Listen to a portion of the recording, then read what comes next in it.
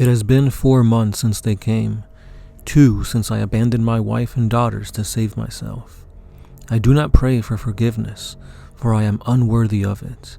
I only beseech the most holy God Emperor that this record may survive the death that now rapidly engulfs my world, so that perhaps other territories of mankind may not suffer as ours has. That I, body and soul, and now damned, is beyond all doubt. My fate, however, does not have to be shared by others. It began much longer than 4 months ago. The signs were inconspicuous, but they were there. Only in hindsight now do I see them. At the time, I was ignorant, blissfully so, as were my generals, my advisors, my priests. Not one now lives, all probably little more than bubbling bile gruel in some nutri-pit awaiting consumption by the bioships that dominate the skies above. What were the signs? Tectonic activity that toppled ham blocks, gravity upheaval that cast orbital stations to the ground or flung them into deep space, bizarre tidal patterns that dried seas and drowned townships.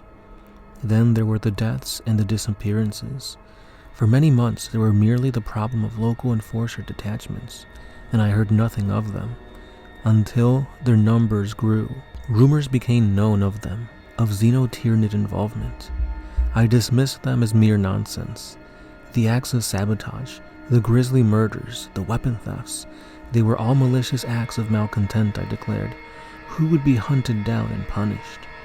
There had been no known encounters with the Xenos in the entire subsector, and thanks to the efforts of my ancestors and myself, Hutos was well guarded. Then the shadow descended, and I knew how wrong I had been. We lost contact with our neighbor worlds of Zorst and Zenegal, the Zenithar Anchorage naval base, as well as the Forge Moon Aleph B7.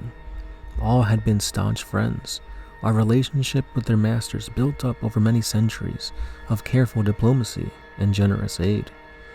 Once the ear-bleeding screaming of our astropaths finished, the servitors scraped and washed away what little remained of the poor souls. There was total silence. It was as if there were no more humans in the galaxy. I kept this from the people and most of my advisors, but I could not hide the monster ships.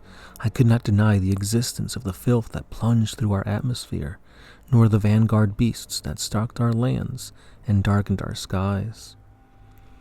I was informed that the atmospheric scans claimed that some 1 trillion tons of spore matter was being released over us in a matter of days.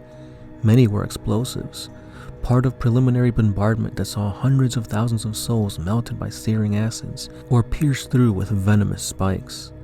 A great portion were amniotic pods filled with spawning fluids, in which gestated savage blade-limbed beasts. It was only weeks later, around the time that Gazia's keep and the spire of his everlasting greatness fell, that we gained a greater understanding of what remaining spores did to our world.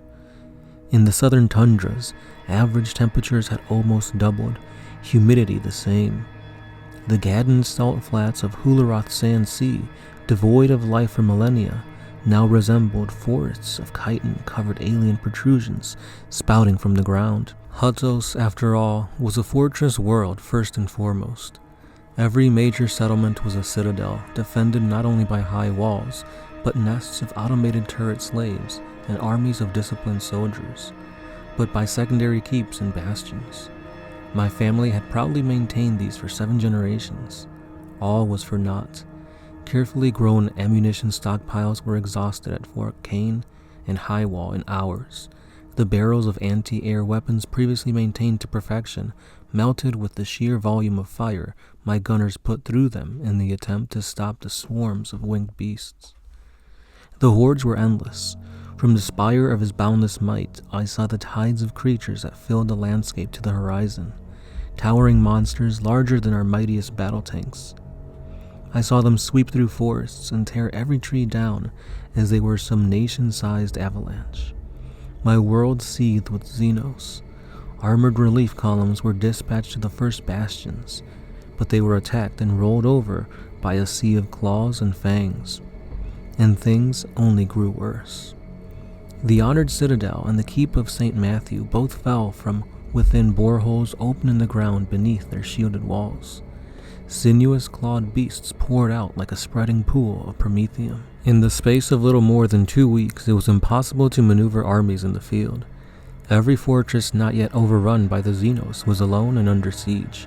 Batteries of artillery beasts pounded our walls with living ordnance that rapidly ate at meter-thick walls. Miles of minefields were undone when the Xenos merely advanced through them. We cheered when we first saw the stupidity of the alien in action. Then we realized how the losses of even millions of creatures made no difference to our foes. In their wake came the ram beasts, the wall crawlers, the tunnel delvers, and the cannon haulers. How quickly did they seem to adapt to our defensive ploys and stratagems. Our meticulously planned bombardment patterns became all but worthless. They seemed to just know our garrison rotation, and theoretically they ensured that all our soldiers were well rested, attacking when some of our troops were exhausted and others not yet fully ready to take their place on the battlements. Or perhaps the Tyranids merely never stopped attacking, making it all but impossible for our troops to recover and resupply.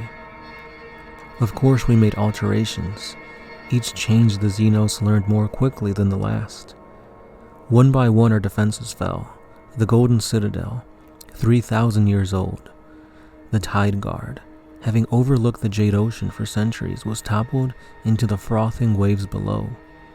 Keep 25 vanished from the landscape, sinking into a huge pit. We boarded aircraft and fled, so many of us did, taking to the mountains and to the seaborne strongholds. The latter certainly proved no sanctuary. Monsters burst from the waves, their concentric circles of immense razor-sharp teeth rotating in opposite directions. They chewed through our craft with sickening ease. Winged nightmares descended from the spore clouds that blot out the light of our star, gutting sentries, drenching our craft and walls with gouts of acid, or bombarding them with hails of ravenous living ammunition and spore mines. It had been many weeks since a handful of us escaped the sinking of the sea fort. We only escaped in this manner because the Tyranids had overwhelmed so much of our world that they no longer appeared to need to continue spawning beasts for aerial supremacy. I shall never forget what I saw from my craft's portholes. Alien biostructures dominated Huttos' surface. Gigantic lumpen barnacles pumped out clouds of matter to further poison the planet. Digestion pools spread for miles, replacing our once great lakes with reservoirs of bubbling biomatter.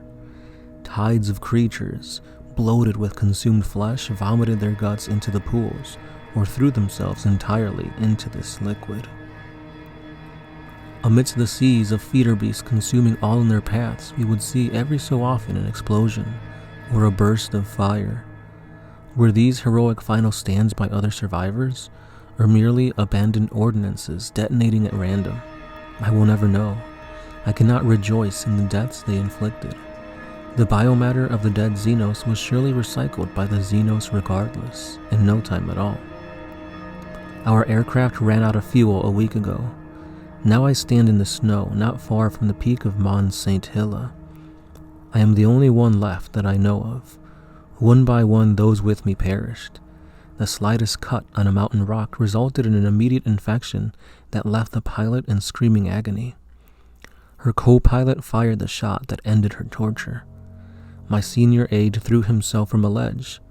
The reality that there was no escaping hit him.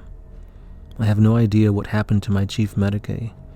Others were slain by lone beasts. The rest of us were able to kill or drive away, luckily.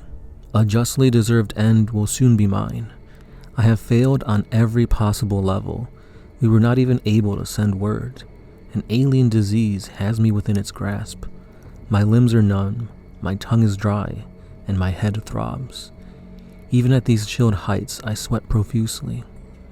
From here where I sit, I can see the final death unfold of the planet entrusted to me.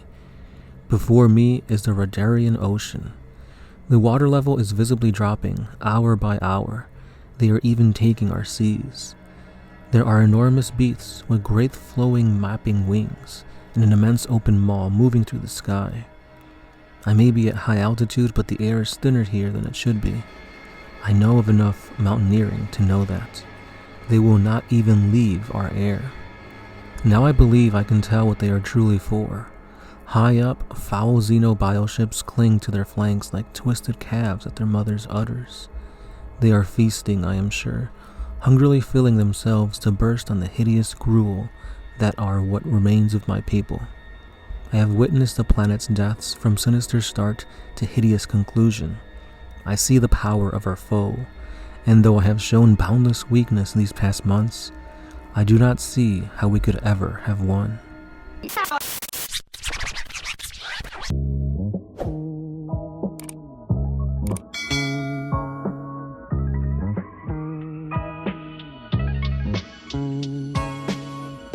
Oh, it is the